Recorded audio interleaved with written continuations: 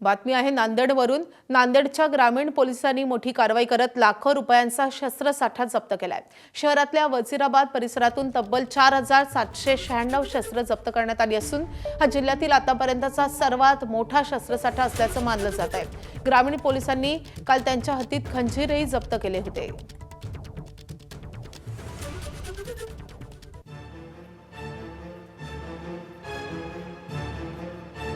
तर तब्बल 4796 शस्त्र एकाच कारवाईत जप्त करण्यात आलेली आहेत।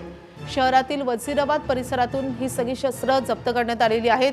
एवढ्या मोठ्या प्रमाणावर ही शस्त्र आली तरी कुठून हा प्रश्न या निमित्तानं उपस्थित होतोय। हा जिल्ह्यातला आतापर्यंतचा पकडलेला सर्वात मोठा शस्त्रसाठा असल्याचंही सांगितलं जात आहे।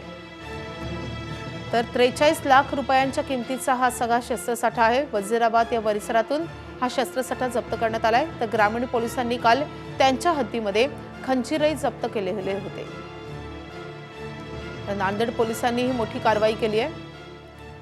आपले प्रतिनिधी अभिषेक एकबोटे सध्या आपल्या सोबत आहेत। अभिषेक, हा एवढा मोठा शस्त्रांचा साठा नेमका आला तरी कुठून? पोलिसांना कारवाईद्वारे काय माहिती मिळाली आहे? नांदेड ग्रामीण पोलीस स्टेशनच्या हद्दीत पोलिसांनी ही धडक कारवाई केली आहे। त्यात तब्बल 43,48,हजार रुपयांचा मोठा शस्त्रसाठा जो आहे तो जप्त करण्यात आलेला आहे। आतापर्यंतची नांदेड पोलिसांची सगळ्यात मोठी कारवाई म्हणून बोलल्या जात आहे। आणि या घटनेमुळे आणि कारवाईमुळे मोठी खळबळ उडालेली आहे। शस्त्र विक्रेत्यांमध्ये सुद्धा भीतीचं वातावरण आता निर्माण झालेलं आहे। उमाकांत चिंचोलकर यांना अवैध शस्त्रसाठ्याबाबत गुप्त माहिती मिळाली होती। त्याच माहितीच्या आधारे त्यांनी आपल्या पथकासह मंगळवारी शहरातील वजीराबाद पोलीस ठाण्याच्या हद्दीत गुरुद्वारा परिसरात छापा टाकला आणि छापेमारी दरम्यान त्यांना या सगळ्या शस्त्रांची तिथे आढळून आली। त्यानंतर त्यांनी कारवाई केलेली आहे। एकूण 4796 शस्त्र यामध्ये जप्त करण्यात आलेले आहेत। तलवारी, कुकऱ्या, खंजर तसेच विविध प्रकारचे धारदार हत्यार असल्याची सुद्धा माहिती पोलिसांनी दिलेली आहे। एकूण बाजारामध्ये याची किंमत जी आहे ती 4,48,00,000 रुपये इतकी असल्याची सांगण्यात येत आहे। माधवी, अभिषेक, या संदर्भात माहिती घेत राहू। सध्या धन्यवाद या माहितीसाठी।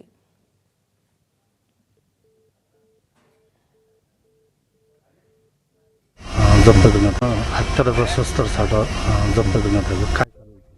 ग्रामीण पोलीस स्टेशनचे पोलीस स्टेशन इन्चार्ज आणि डीबी आणि त्यांचे पूर्ण पोलीस स्टेशन रात्री कॉम्बिंग आम्ही पूर्ण शहरमध्ये ठेवला होता आणि त्याच अनुषंगाने ग्रामीण पोलीस स्टेशनमध्ये सुद्धा कॉम्बिंग, नाकाबंदी आणि सर्च ऑपरेशन चालू होता। त्यामध्ये आम्हाला एक माहिती भेटला की एक माणूस आहे ज्यांच्याकडे की खंजर आणि तलवार आहे आणि त्याच आपण फॉरवर्ड बॅकवर्ड लिंकेज करून की कुठून घेतला, काय घेतला आणि थोडंफार पण होता, इंटेलिजन्स पण होता की एक माणूस आहे ज्यांच्याकडे साठा होऊ शकतो। हा टिपिकली जे दुकान होता इतवारा पोलीस स्टेशन हद्दमध्ये आहे, पण हा माणूसचा जे घर आहे मेन एक्युज्ड, मेन सप्लायर हा वजीराबाद पोलीस स्टेशन हद्दमध्ये अबचलनगरमध्ये त्यांचे घर आहे। तो एकसारखा दोन्ही तिन्ही पोलीस स्टेशनच्या बाउंड्रीचा एरिया होता आणि एक इंट बेस्ड तसेच फील्ड बेस्ड हा कारवाई आहे ज्यामध्ये की एक मोठा शार्प वेपनचा साठा सापडलेला आहे। त्यामध्ये जवळपास 4796 इतके शार्प वेपन आम्ही जप्त केलेला आहे।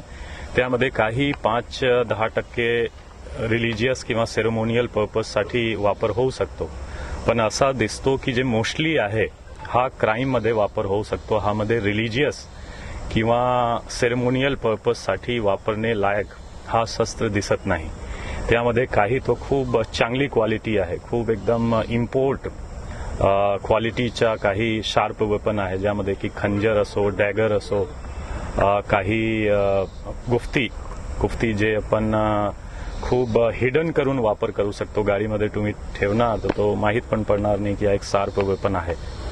तो असा जे क्राईममध्ये सुद्धा वापर होऊ शकतो असा एक मोठा साठा सापडलेला आहे। जे आमचे ऑपरेशन क्रॅकडाऊन त्यामध्ये आपण 3 मेन एम ठेवला होता। आर्म्स ॲक्टची कारवाई आणि स्पेशली त्यामध्ये जर तुम्ही प्रेस नोट पाहणार तो आपण सांगितला होता की जे मेन सप्लायर आहे तोपर्यंत पोहोचण्याची कारवाई, तसेच NDPS आणि मटका जुगार बेटिंग असं त्याच अनुषंगाने हा एक मोठी कारवाई आहे। मला वाटतो की एक मेसेज पण जाणार की सप्लायर्स पर्यंत सुद्धा आम्ही पोहोचू शकतो आणि त्यांच्यावर मोठी कारवाई आम्ही आता करणार। त्यामध्ये 111, 112 जे नवीन कायद्यामध्ये संघटित गुन्हेगारी आहे आम्ही पुटअप करण्याची इन्व्होक करण्याची प्रयत्न करणार आहामध्ये.